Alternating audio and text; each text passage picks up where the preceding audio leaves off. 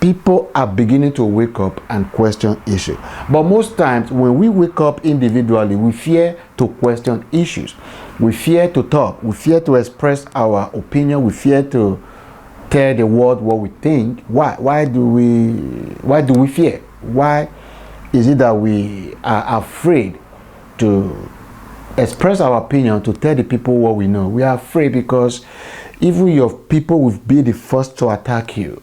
Your own people will be the first to attack you. Who are these your people? Your people are your family members. Your people are your in-laws who are pastors and deacons. Your people are your friends who are church pastors under church entrepreneur, under churches with branches all over the world. So when you are in this kind of situation, you almost find it difficult to tell the truth. Why? In order not to offend the people you know and the people that know you. But I tell you, if you are not ready to pay for the truth, don't you ever attempt to tell the truth. Because whenever you tell the truth, be ready to pay for it. The truth has a price. Many people fast in Nigeria because of fear. Many people give because of fear. By the time you now get to the Western world, most of all those confusion about tithe, offering, and everything about church, most of the people saying that online, they are diasporans.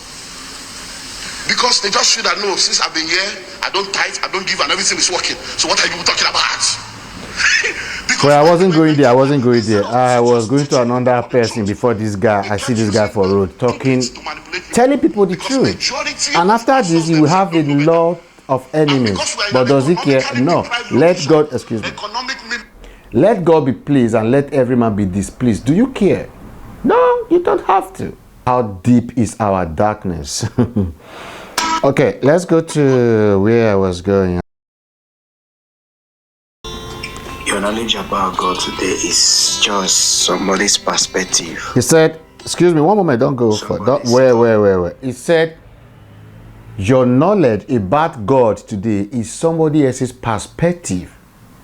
So what do you personally know about God? What has that people know about God? It's a question that we should be asking. This does not mean telling you or talking to you like this. Does not mean I don't believe in God. But how do you believe in Him? Who do you take Him for? What do you take God for? How do you tell people about God? And how did you get to know about God before you begin to tell people?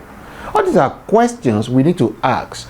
But because we are a generation that don't ask questions due to fear of favor and other types of fear, we don't ask questions. We become foolish and more foolish by day. So let's hear this guy out, what he's saying. Somebody's philosophy about God and about who the creator is. I see religious people quick to say that this knowledge is being inspired by God, or you are being created by the same God. Why can't the same God inspire you? So your knowledge about God is someone's perspective he or she wrote down and somehow managed to convince you that is the only way to understand God. And by you reading his or her books, or by you following his or her teachings, accepting his or her perspective, you've accepted the true knowledge of God. All religious groups or every religion portrays God to be an infinite being. So I now wonder why there is not a finite knowledge or a finite perspective about an infinite being. So you are the one to discover or truly understand your creator. Just like the founders of all these holy books and religious books, the knowledge or whatever you know or whatever you're reading in those books are people's perspective, people's philosophy, people's teaching, people's ideologies about who the creator is. So no religion was founded by God or inspired by God. Every religion was founded. One moment. No religion was founded by God and inspired by God. No religion was inspired by God and created by God. You know the philosophers founded religion. in the quest of trying to understand life and answer certain questions about life, people started to think, people started to ask questions, people started to philosophize, and that gave birth to various religions we have in the world. That is why when you look at the early development of Christianity, the earliest fathers or founders were philosophers. So your knowledge about God today is simply somebody's perspective. No religion was inspired by God or founded by God. If an infinite being known as God wanted everyone to have the same perspective, he would have created everyone the same way or given everyone the same perspective. So what's the essence of this? Let's stop the division, stop the conflict, stop the arrogance of you thinking that your own knowledge about God is the ultimate and the only way. Understand that it is something subjective and it's left for an individual to discover his or her path to understanding his creator or his purpose in life. But even whatever you do, put humanity first, loving one another and caring for one another.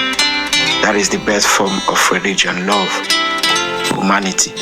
So stop the arrogance, stop antagonizing people because they do not accept your own knowledge of who the creator is or who God is.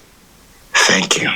Thank you too, my brother. Knowledge you have today, God will bless you. God will bless you. You see, this young guy, they use his own mind. Do you know what it means to use your mind? That's why people say, I don't hate advice, I take advice. That's why people say, let's say this in the Nigerian, you say, now waiting day your mind and they like to do something. You know, that word to me is very, very offensive. I don't tell it to anybody, not even my own child.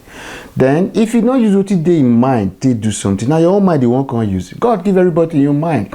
This very guy is using his own mind to think about life and God. He's not telling you that there is no God. No. He is not telling you there is no. He is not telling that he knows God more than you. No. So allow us to use our mind to think. And you that is being allowed to use your mind to think, I beg, think very well.